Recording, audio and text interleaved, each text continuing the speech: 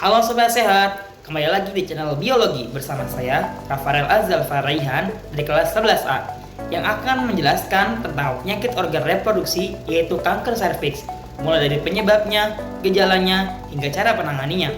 Yuk simak video ini hingga akhir agar kalian dapat memahami isi video tersebut. Jangan lupa di like, comment, dan subscribe ya teman-teman.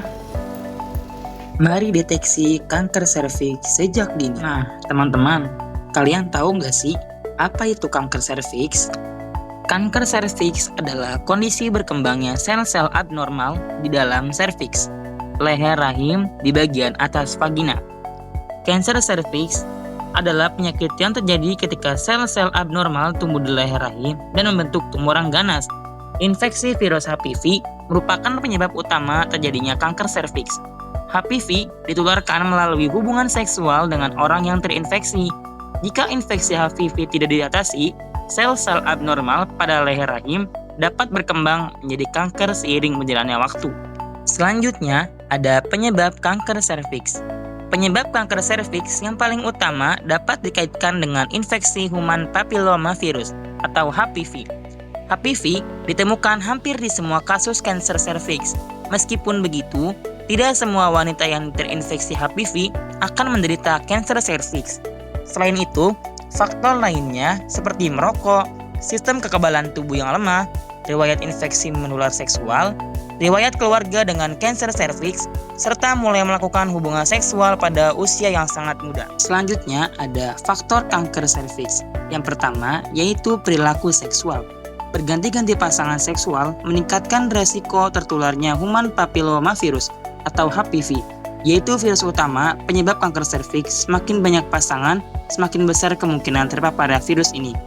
Selanjutnya yang kedua, faktor genetik. Wanita yang memiliki riwayat keluarga dengan kanker serviks lebih rentan terhadap penyakit ini. Faktor keturunan dapat mempengaruhi daya tahan tubuh terhadap infeksi dan pertumbuhan sel abnormal.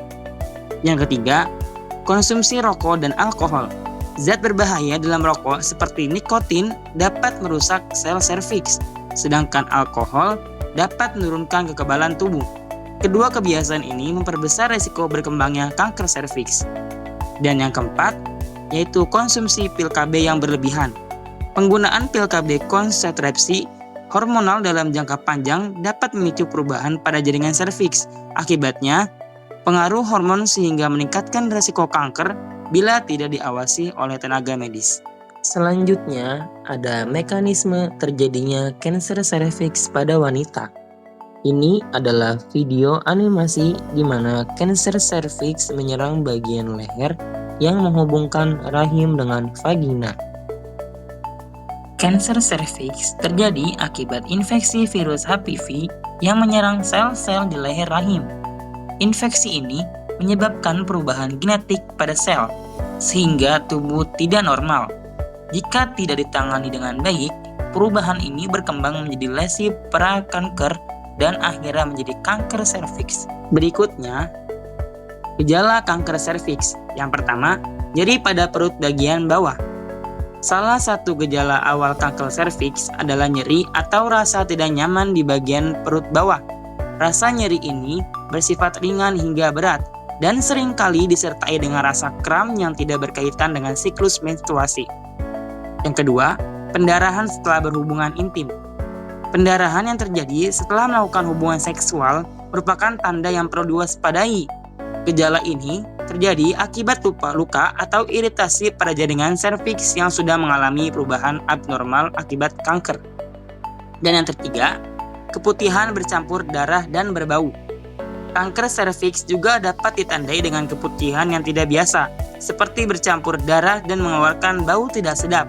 Keputihan ini biasanya lebih banyak dari normal dan bisa menjadi tanda infeksi atau kerusakan jaringan serviks yang lebih serius.